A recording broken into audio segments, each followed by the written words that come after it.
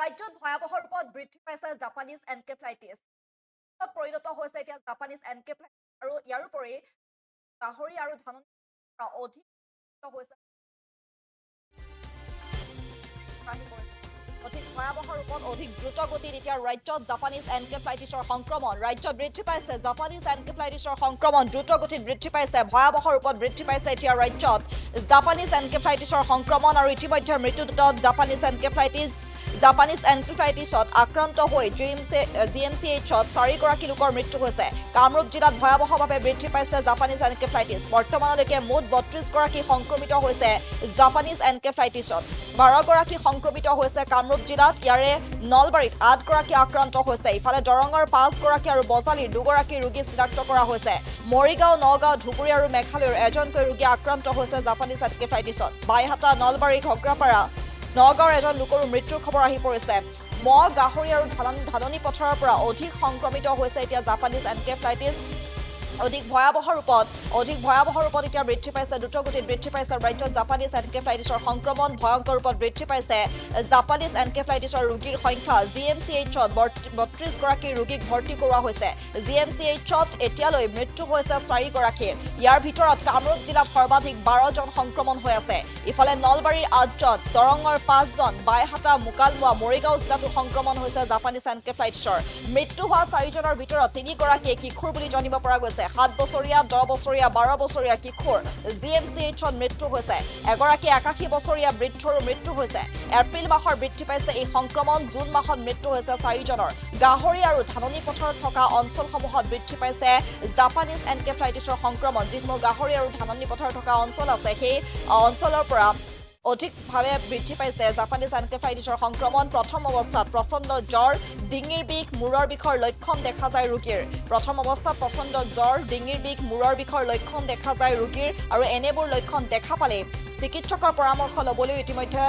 চিকিৎসকৰ তৰফৰ পৰা আহ্বান জনোৱা হৈছে প্ৰথম অৱস্থাত চিকিৎসা কৰালে সোনকালে সুস্থ হৈ উঠে কিন্তু পলম হ'লে কিছু অসুবিধাৰো হয় আৰু ইতিমধ্যে কেইবাগৰাকীৰ মৃত্যুৰ খবৰ আহি পৰিছে আৰু সকলোকে ইতিমধ্যে সজাগ হ'বলৈ আহ্বান জনাইছে জিএমচিএইচৰ অধ্যক্ষ ডক্টৰ অচিত বৈশ্যই আৰু ইতিমধ্যে যেটো উল্লেখ কৰিছে অধিক ভয়াৱহ ৰূপত বৃদ্ধি পাইছে জাপানিজ এনকেফ্লাইটিছৰ সংক্ৰমণ ভয়ংকৰ ৰূপত বৃদ্ধি পাইছে জাপানিজ এনকেফ্লাইটিছৰ ৰোগীৰ সংখ্যা তাৰ সমান্তৰালকৈ উল্লেখ কৰিব লাগিব যিসমূহ গাহৰি আৰু ধাননি পথাৰ থকা অঞ্চল আছে গাহৰি আৰু ধাননি পথাৰ থকা অঞ্চলত বৃদ্ধি পাইছে জাপানিজ এনকেফ্লাইটিছৰ সংক্ৰমণ জিএমচিএইচত 32গৰাকী ৰোগীক ভৰ্তি কৰোৱা হৈছে জিএমচিএইচত বৰ্তমানলৈ মৃত্যু হৈছে 4গৰাকীৰ ইয়াৰ ভিতৰত কামৰূপ জিলাত সৰ্বাধিক 12জন সংক্ৰমণ হৈ আছে নলবাৰীৰ 8জন ইফালে দৰঙৰ 5জন বাইহাটা মুকালমুৱা মৰিগাঁও জিলাতো সংক্ৰমণ বৃদ্ধি পাইছে মৃত্যু হোৱা 4জনৰ ভিতৰত 3গৰাকী কিশোৰ বুলি জানিব পৰা গৈছে ইফালে 7 বছৰীয়া 10 বছৰীয়া 12 বছৰীয়া কিশোৰ জিএমচিএইচত মৃত্যু হৈছে এগৰাকী 81 বছৰীয়া বৃদ্ধৰো মৃত্যুৰ খবৰ আহি পৰিছে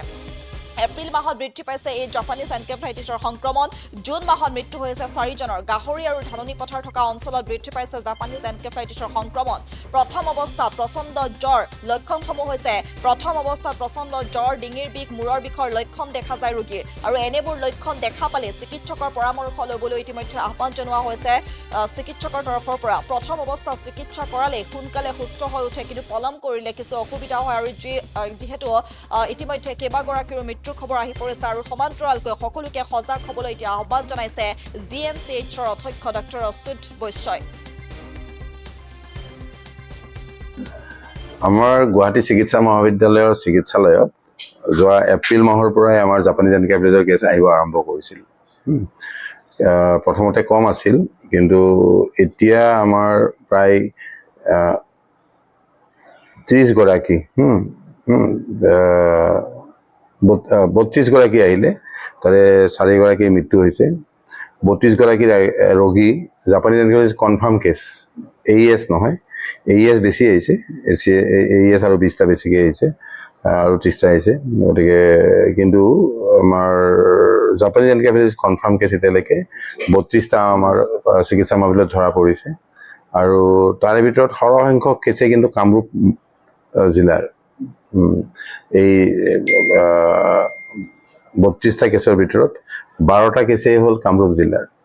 তাৰপিছত নেক্সট আছে নলবাৰীৰ 8টা ইয়াৰ ভিতৰত কামৰূপৰ এটা নলবাৰীৰ এটা মৃত্যুমুখত পৰিছে তাৰপিছত দৰঙৰ 5টা বজালীৰ 2টা মৰিগাঁৱৰ এটা নগাঁও এটা ধুবুৰী এটা আৰু মেঘালয়ৰ পৰা এটা কেছ আহিছে গতিকে এই কেছৰ সংখ্যাখিনি এইখিনি তাৰে ভিতৰত 4টা কেছৰ মৃত্যু হৈছে সেই ডেথ কেছ কেইটা এটা হ'ল আমাৰ বজালিৰ পৰা অহা এটা হৈছে আমাৰ কামৰূপ বাইহাটা চাৰিআলিৰ পৰা অহা এটা হৈছে আমাৰ নলবাৰী ঘগ্ৰাপাৰৰ পৰা অহা মহিৰা বুলি গাঁওখনৰ পৰা আৰু এটা হৈছে নগাঁৱৰ পৰা অহা গতিকে এই 4টা কেছ এক্সপায়াৰ কৰিছে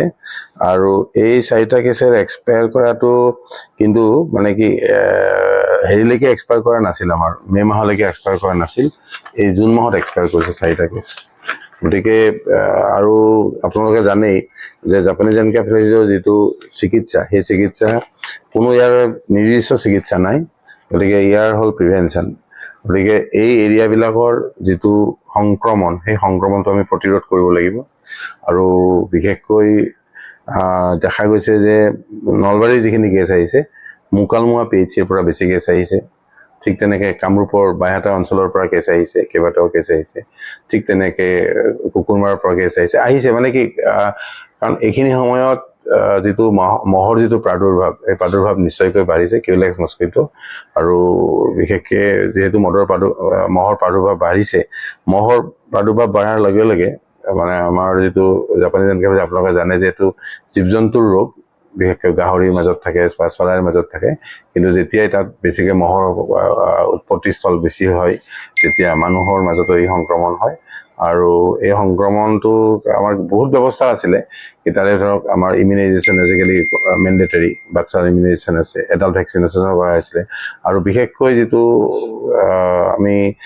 মেলেৰিয়াৰ কাৰণে যিটো বেড মানে মস্কিটোৰ যিটো বেডনেট যিটো ইম্প্ৰেগনেণ্ট কৰি দিয়া হয় সেইটো ব্যৱহাৰ কৰিলে ইয়াক উপশম কৰাব পাৰি আৰু বিশেষকৈ যিবিলাক ঠাইত বিশেষকৈ আপোনালোকে দেখিব যে বিশেষকৈ এইটো ধাননি পথাৰ য'ত থাকে তাত বেছিকৈ হয়